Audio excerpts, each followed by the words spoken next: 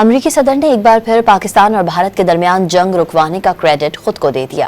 انہوں نے باور کرایا کہ انہیں دو ایٹمی طاقتوں کے درمیان جنگ رکوانے پر فخر ہے۔ صدر ٹرمپ نے یہ بھی بتایا کہ پاکستان اور بھارت کو بتا دیا اگر انہوں نے پھر لڑائی کی تو تجارت نہیں کریں گے۔ امریکی صدر پاکستانی قیادت کی تعریف بھی کی۔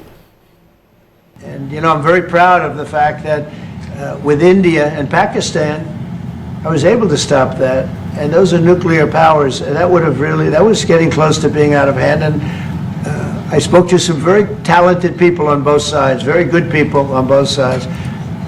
And I said, you know, we're dealing with you on trade, Pakistan and India right now.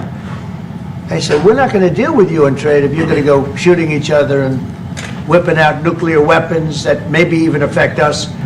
And Pakistan, likewise, they have very strong leadership. Some people won't like when I say that, but you know, it is what it is. And they stopped that war. Now, am I going to get credit? I'm never going to get credit for anything. They don't give